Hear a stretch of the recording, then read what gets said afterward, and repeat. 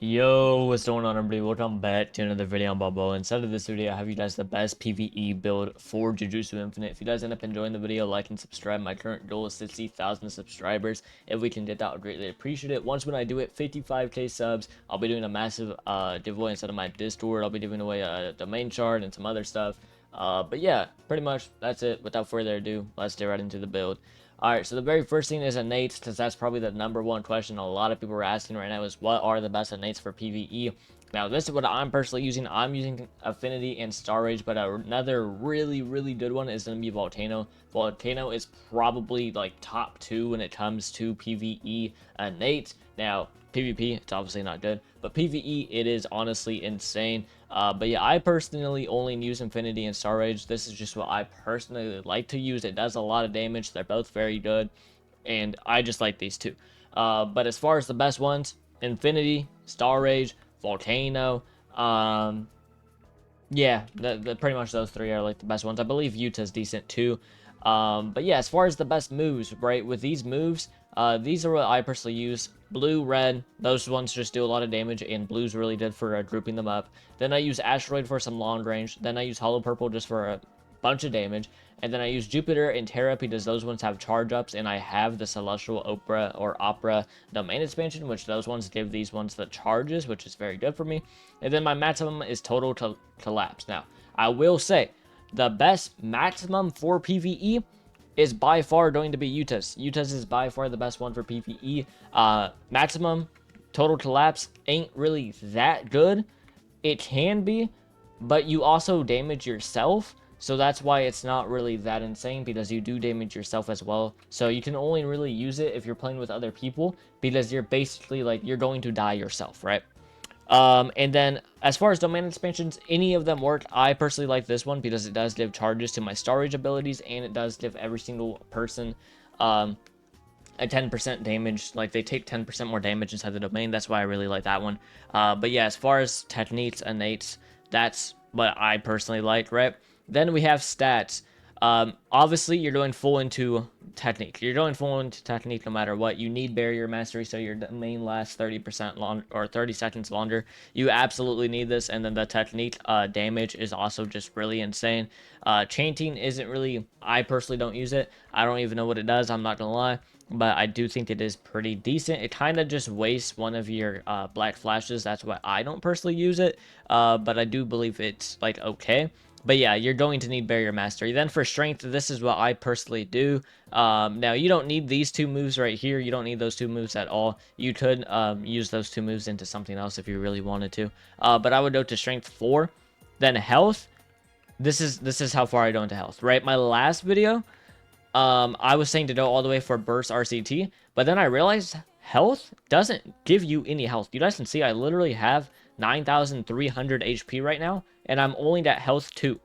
When I was at health 5, I had 9,700.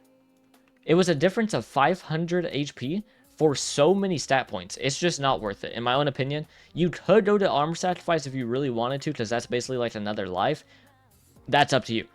This is what I do for focus, right? Lock in. This makes you so you gain focus way faster. I really like that. I like that a lot. And then I go all the way, well, I tried to go all the way to the end. Honestly, you could lose out on triple kick, and then you should go all the way to for the end for the most amount of damage. I didn't really care that much about it. I wanted like triple kick because this is also like my PvP build. And then I obviously go focus too, so I can have the most amount of black flashes. And yeah, basically do all that, right? Now, when it comes to accessories, I already have a video basically explaining what the best accessories are if you don't want to watch that, like a little bit more detailed version. But the best shirt is going to be the drop from Satuna. This is because you did the Boss Hunter effect, and then you also did the Black Flash effect. The Black Flash effect does 20% extra damage with Black Flashes against NPCs, and then the Boss Hunter, you deal 35% extra damage to bosses, and then you doesn't see the stats right there. Now, your pants. I thought the best pants were also the Satuna ones, but it turns out they don't stack. So you are going to use the special grade Sorcerer pants because these ones give you 43 technique, 29 health, and you deal 25% extra damage to all curses, which is pretty good. It's not the best thing, it's definitely not the worst thing, right? And then we go to head accessories. Demon Face is not the best one. The best one by far is going to be this drop right here. I believe it is from, let me find it.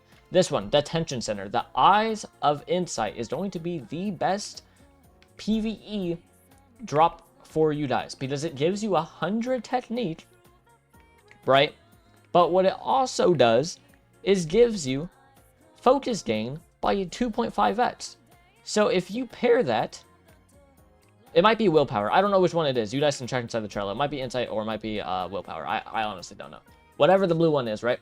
That one, it gives you 0.25 focus gain. So you can pair that with lock-in, and then you have a 1.5x focus gain, which is insane.